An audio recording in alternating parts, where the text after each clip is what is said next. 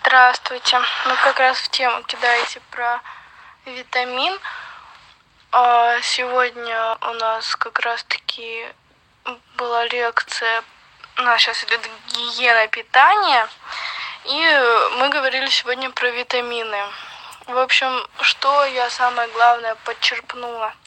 Сколько бы мы их ни пили, они у нас не усвоятся. Если вот даже взять этот пэк, который мы пьем, и вот эту капсулку с витамином, специально посмотрела на состав, там есть витамин А, 85% суточной дозы содержится витамин D, витамин Е, это жирорастворимые витамины. Если мы будем их принимать без жира, они у нас не усвоятся, то есть там вот, ну как их рекомендуют принимать, типа вот выпил и там, ну не знаю, с чем-нибудь таким жирненьким, типа сметанки, масла, что-нибудь такое вот ложечку съесть. Но так как мы принимаем омегу, у нас там целых 2 капсулы ее, у нас идет усвоение. И это правильно, потому что если бы мы вместе с витаминами не принимали омегу, она бы у нас не усвоилась. И усвоение любых витаминов, особенно витаминов группы В, которых, кстати, много у нас в капсуле, их нужно принимать или рано утром, это 6-7 утра, или 11-12 ночи. Иначе они тоже будут не в полной мере усваиваться. Специально сегодня слушала. Думаю, так, я же принимаю, надо послушать, правильно ли я делаю. И я задала вопрос про омегу. Считается ли она вот этим именно проводником, вот этим достаточным жиром, чтобы у нас витамины усвоились. Сказали, да, считается, потому что 3,6 точно, потому что это животные, и 9, потому что растительный. Но нам животный жир важнее, чем растительный, конечно. Еще сегодня затронули тему по поводу свободных радикалов. Нам очень прикольно объяснили, нарисовали, то есть как этот процесс происходит.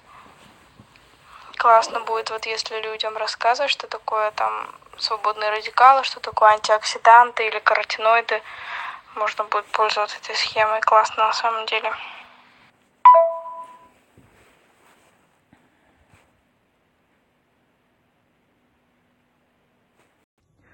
Сейчас попробую объяснить про астаксантин, про каротиноиды, свободные радикалы и как это легко и просто можно донести обычным людям, тем, которые даже не касались никогда медицины.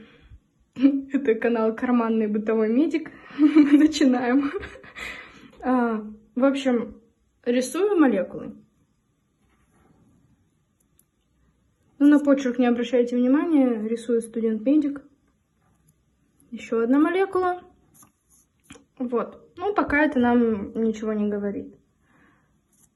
У молекулы я рисую атомы. Так. Так нарисуем. Если мы их пересчитаем, мы насчитаем здесь 16 атомов. Это у нас что? Это у нас кислород. Сейчас мы говорим про свободные радикалы. От кислорода у нас может отщепляться любой атом. Ну, заберем от него какой-нибудь вот один маленький атом, вот его мы отсюда вот собираем, он у нас уходит. Здесь остается свободное место, то есть свободный радикал. Такой кислород токсичный. То есть нам в организме он такой не нужен. Организм у нас не дурак, и природа у нас далеко не дура. Нам нужно, чтобы все взаимозаменялось. Поэтому существуют каротиноиды или же антиоксиданты. Не будем рисовать вот эту вот шестигранную структуру, которую астаксантин имеет. Представим его просто вот точно так же в виде вот молекулы, кружочка. У него атомы расположены вот так.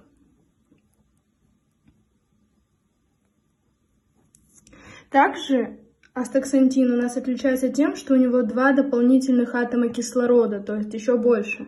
Поэтому он у нас имеет такой красный цвет из-за содержания кислорода. От него отщепляется атом и приходит к нам на свободный радикал. То есть он его замещает. У нас структура восстановилась, кислород себя прекрасно чувствует, радуется, и организм у нас получает долголетие, молодость и радуется.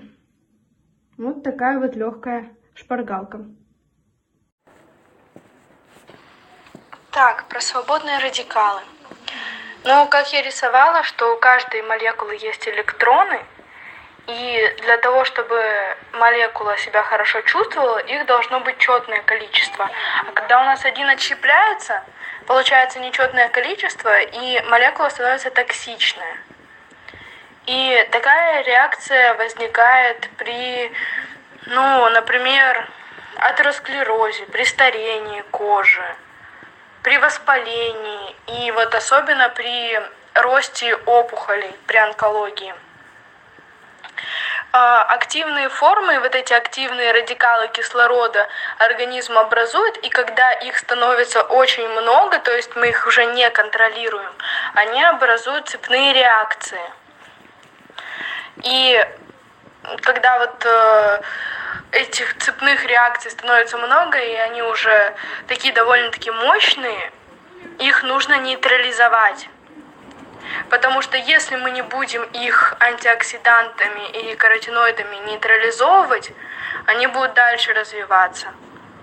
И это у нас будет приводить, самое страшное, к хроническим болезням и к онкологии. А нам это не надо.